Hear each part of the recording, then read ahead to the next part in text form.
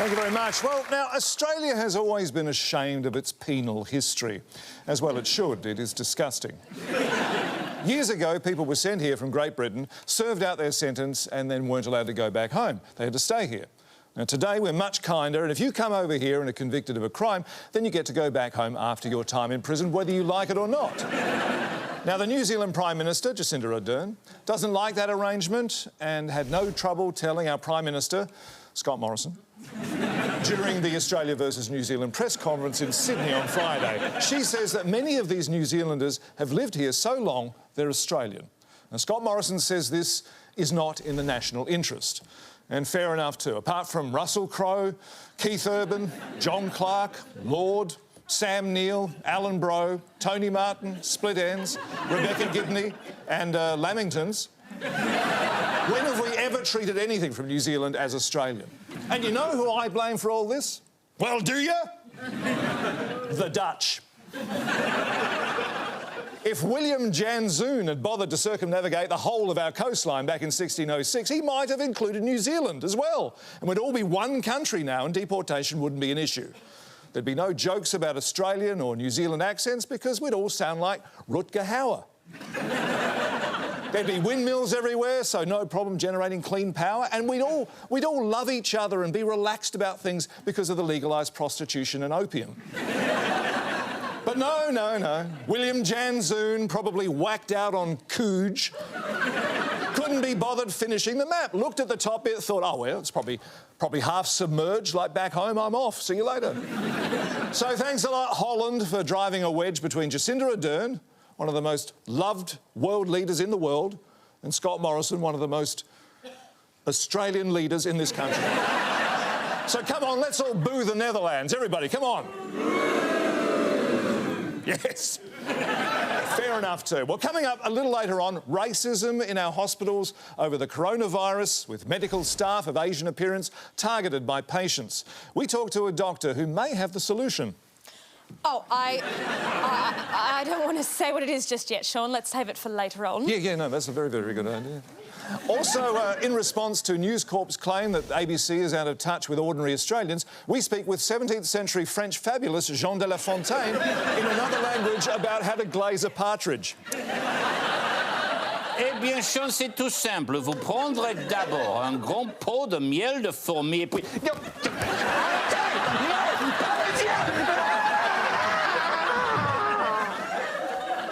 And that's coming up a little later on. Well, Labor's net zero emissions by 2050 target does have its detractors, not least of which is former reasonable Liberal Senator, Finance Minister Matthias Cormann. Just because Anthony Albanese and Mark Butler make meaningless pronouncements without telling us how they would achieve what they're committing to, without telling us what the impact on the budget, the economy, on jobs, on living standards, on wages, and indeed on global emissions would be, it means nothing. And I mean, look, inside the Labor Party, there's obviously a growing rebellion against this sort of reckless and irresponsible approach by Anthony Albanese and Mark Butler.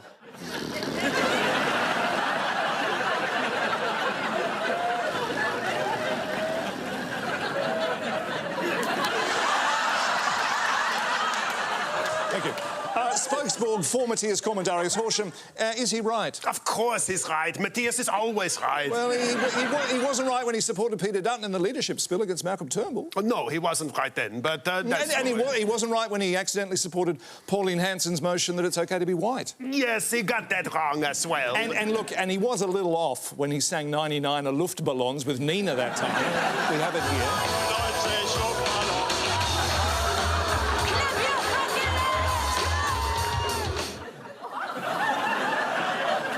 All right, he's not always right, but on this occasion he is.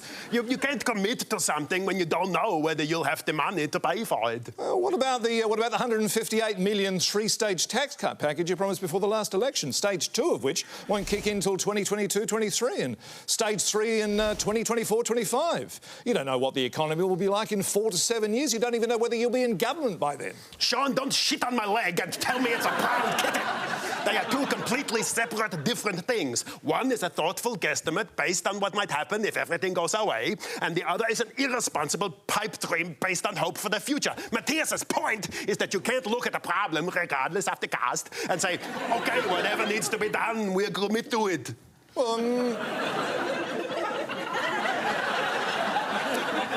But didn't Matthias say this about the government's role in the bushfire recovery?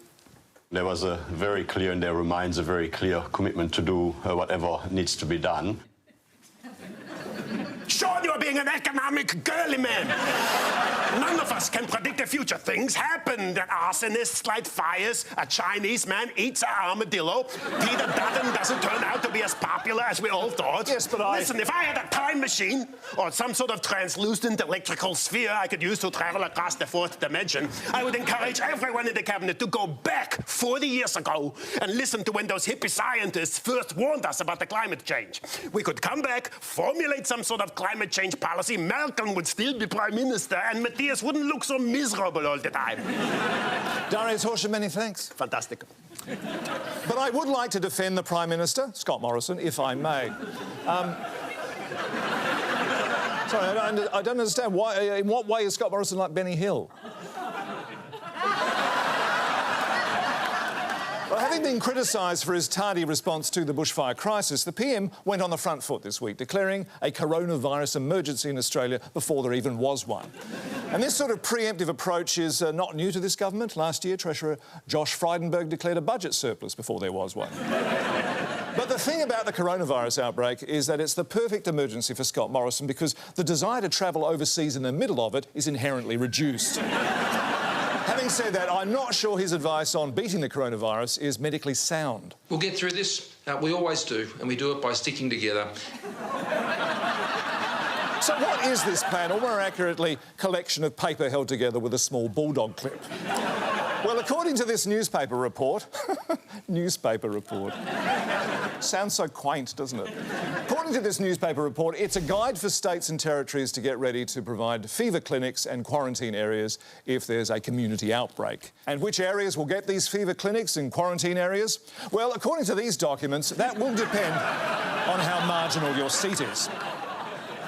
Speaking of which, despite a damning report from the Auditor-General, a report from the PMO's office that hasn't been released, a report from the Attorney-General Christian Porter that hasn't been delivered, and an ongoing Senate inquiry, the sports rorts affair continues not to go away. In fact, the more we learn, the less the PM seems to have known about it originally. A fitting subject for tonight's Sports Report.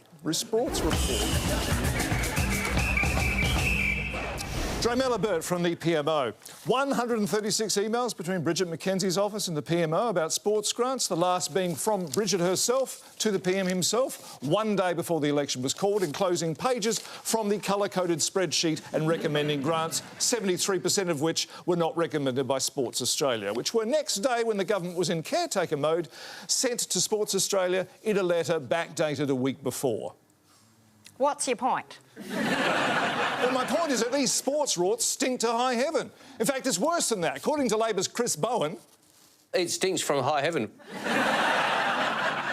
See, not stinks to high heaven, it stinks from high heaven, suggesting that all this pork barreling has come from the very top. Shaun, as Scott said in Parliament all last week ad nauseum, and will no doubt continue to say, the decision-maker in this process was the Minister for Sport, not the Prime Minister. Nor is it, as Chris Bowen seems to be suggesting, God. As Christian Porter tried to make clear on Scott's behalf, the Prime Minister cannot be expected to know about these things. What, the Prime Minister cannot be expected to know what's going on in the Prime Minister's office? Duh. Well, so the PM's not corrupt, he's just incompetent.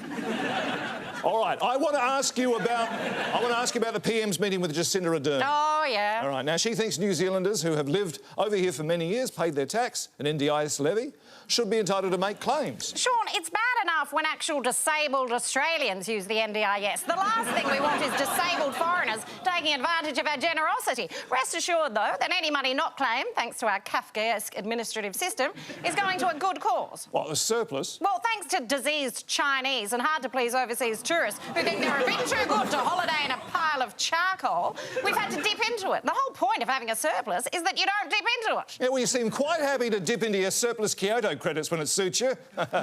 That told her. The The decision maker in that process is the Energy and Emissions Reduction Minister, not the Prime Minister. Oh, shut up. And to thank you for coming along tonight and participating in the interview, Joe Miller, please accept this therapy hornet courtesy of Mad as Hell. Relieve anxiety with the calming buzz of a giant European hornet. May sting you to death if released. That's nice. Thank you.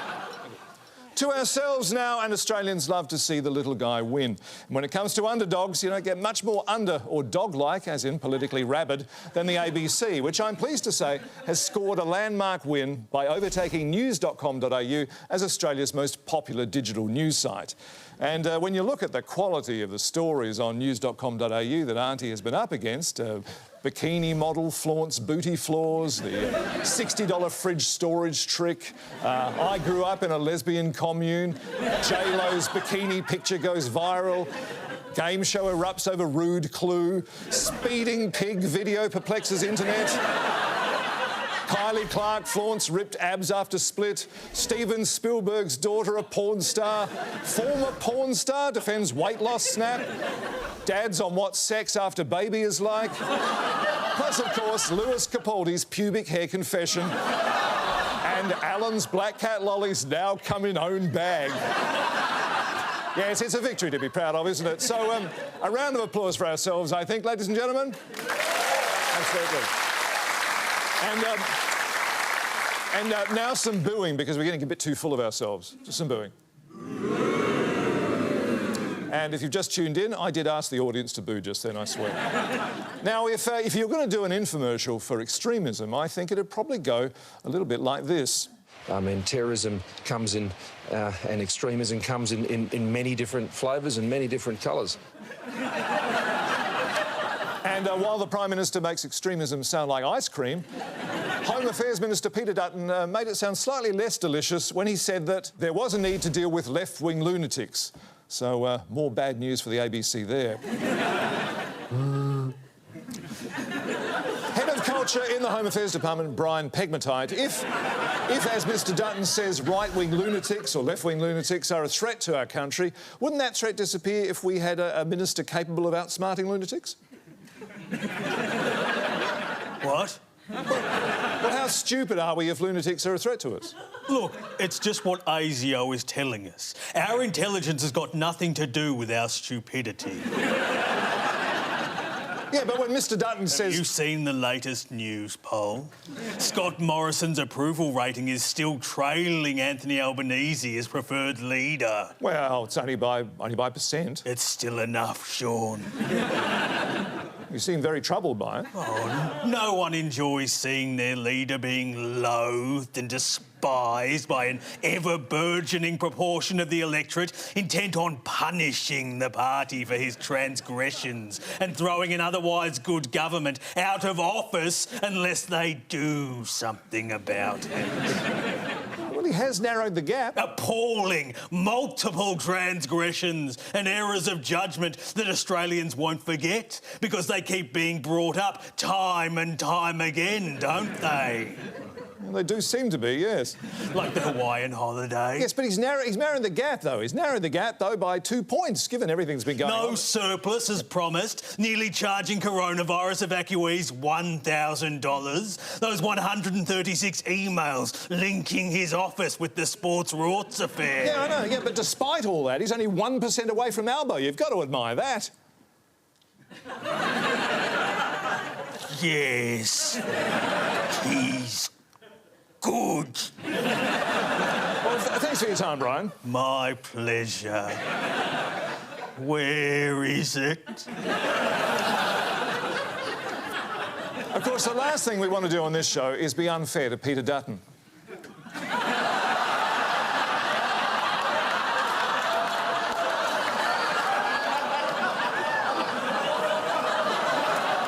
Because terrorism is a serious issue, and we should play the full quote from Peter. If somebody is going to cause harm to Australians, I just don't care whether they're on the far right, far left, somewhere in between. They will be dealt with. Yes, be wary of the far right and the far left by all means, but it's those moderate extremists we've really got to watch out for. Well, after the break, it was a car that defined us as a nation. If you weren't If you weren't eating a pie with one hand, marking a football in the other and driving into a kangaroo with a bull bar, if you're Holden, you weren't Australian. But now this. Do we now need the luxury car tax, which applies to vehicles worth more than $67,500, given we now have no local car industry to protect? Senator without portfolio, Matt Canavan, thinks this. I do think what should be looked at, though, is whether or not we should be imposing a luxury car tax on our farmers. The argument presumably being that that farmers have to buy vehicles that cost over $67,500. Perhaps it's some sort of fetish peculiar to those working the land that we inner-city latte-drinking types simply don't understand. Yeah, well, hang on, no, hang on. Excuse me. Yes, the man whose weapon we confiscated earlier. Hang on a minute, Shaun. Now, I'm an astronaut. Yes. And I have to have a spaceship to do my job. Are they going to do anything about bringing the price of that down? Yes, well, you don't buy the spaceship, do you? Not with that bloody tax on it, I don't.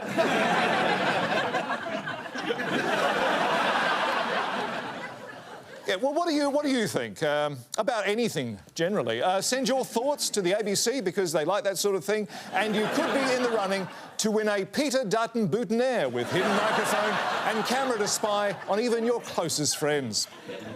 Catch up with all your favourite characters when Call the Midwife returns to ABC. You're going to be fine, Sister Monica Joe, although you are likely to die soon. Dr. Turner. Who are you? I'm Sister Julienne. Julienne? Shouldn't you be chopping vegetables? I'm delighted to hear you're going to be fine. He says I'm going to die.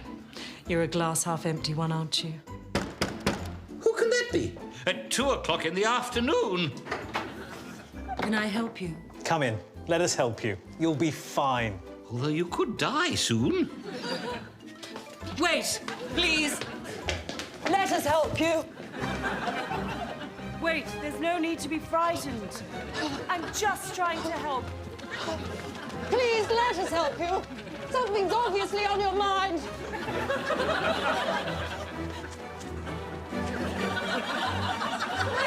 Please let us help you.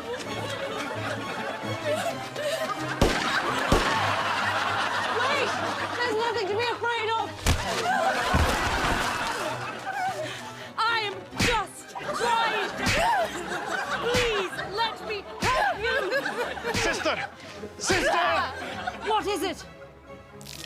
I think my waters are broken. Call the Midwife, returning soon on ABC and iRobot. Welcome back. Well, Margaret Court, does she have a point? Should we be less tolerant of the LGBTQI community? And is it reasonable of her church to set up a consulate for an anti-gay African regime? Well, the answer might be found in this touching Clockwork Movement satire duet. Margaret Court is not a lesbian, she's not gay or Presbyterian, not a ghost or something sinister. She's a Pentecostal minister. She believes that love is not the same if it's one that dares not speak its name. Tennis is boring and stupid. Also ahead in the programme, the Greens, deluded, lying climate alarmists or dangerous anti-business arseholes. That debate tonight and most nights on Sky News After Dark.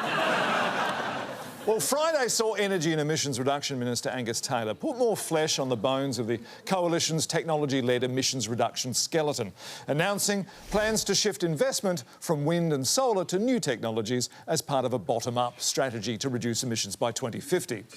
And that makes sense ergonomically, given the government's emissions reduction strategy so far. I must say, though, that the government's opposition to Labor's zero emissions target has been well articulated. There's no details, there's no plan, there's no specificity. Yes, there's been none of whatever that is. The Deputy PM also mocked Labor's target. I challenge those opposite. Look a steer or a weather in the eye and say, how are you going to stop your methane?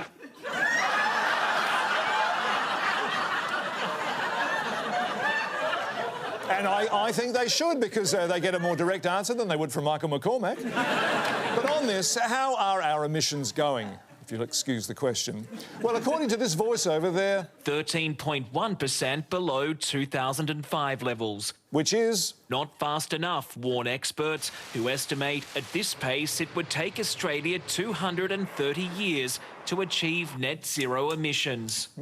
Meaning the government's target would be net zero emissions by 2250. A big year, 2250. Net zero emissions reached and our fleet of submarines finished being built.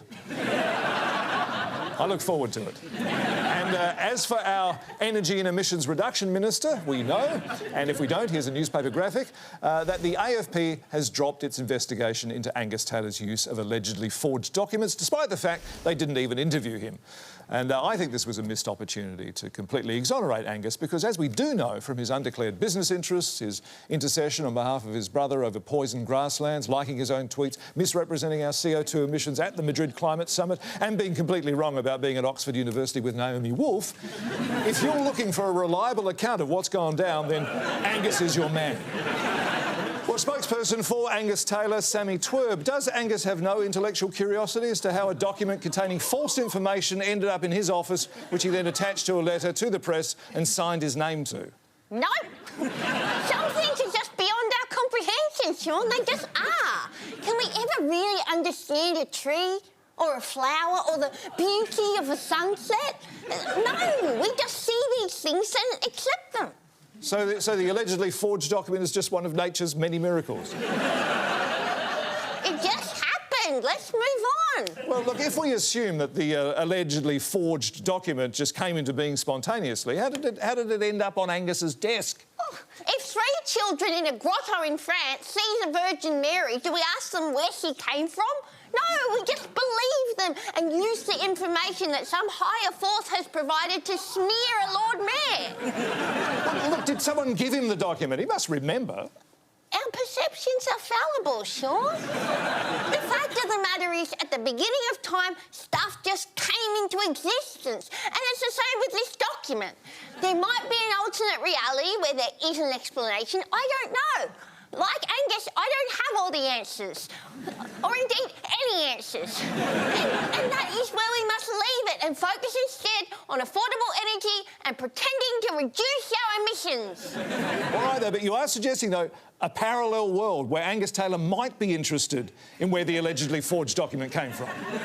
Or a world where the document isn't forged. Yeah, where Clover Moore did spend millions of dollars on air travel per year, and where Angus wasn't embarrassed and humiliated by the whole experience. A world where he and Naomi Wolf knew each other and jointly won the Nobel Prize for Christmas trees. Anything's possible, and I think it's important to keep an open mind. Is it possible that a staffer forged the document and Angus was too stupid to realise that the figures it contained were impossible? Or possible, Shaun.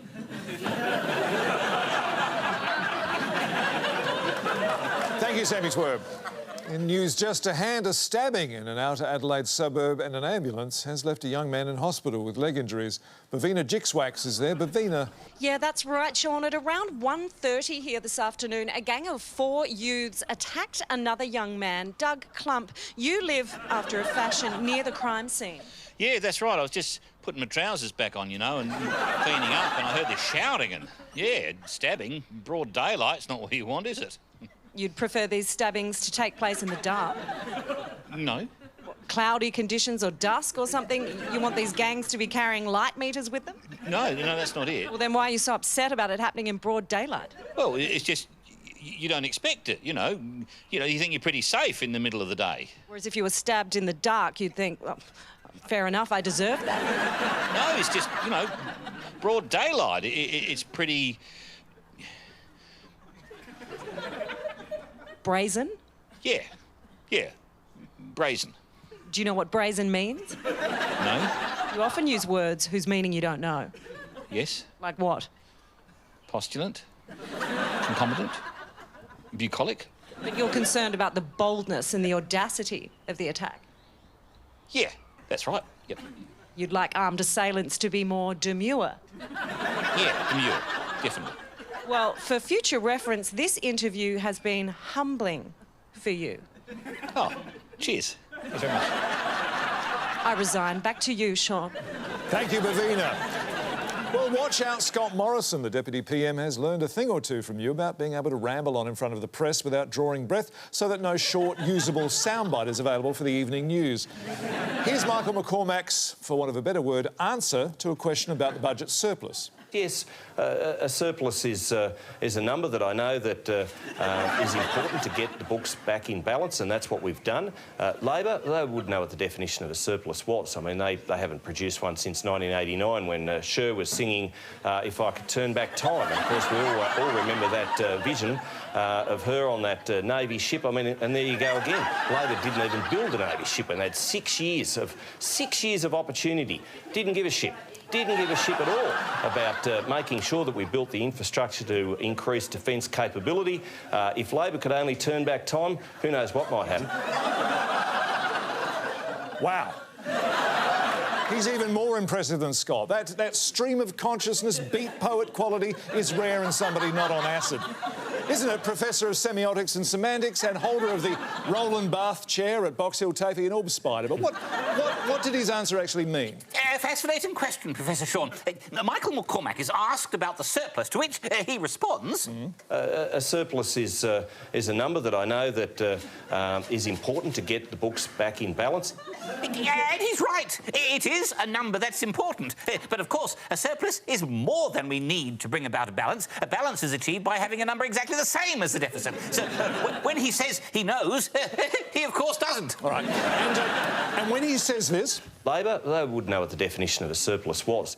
He doesn't know either. Now, when Michael says that Labor haven't produced a surplus since 1989, when Cher was singing If I Could Turn Back Time on a naval ship, and that Labor never built a ship in their 6 years in office, and, in fact, Labor couldn't give a ship, what does he mean? Labor couldn't give a shit. And what of his unanswered question as to what, if Labor could turn back time, would happen? Well, this is very interesting, Professor Shaun, because for Michael to posit such an outlandish turn of events for us to ponder is both bold and daring. But to then simply leave such a question up in the air is dangerous, for his listeners may come to the conclusion that Labor might, upon returning to 1989, take the budget surplus they had created and return with it not to the present, but to 2 years in the future, where they could use it to pork barrel their own electorates and marginal seats and win the next election. Well, Professor Ian Orbspider... Many thanks. Oh, Shaun, before I forget... Yes? Can you validate my parking? Yes, absolutely. Delighted to. Stand there for you. There you go. Thank you, and a safe trip home. But of course. Yes. Goodbye.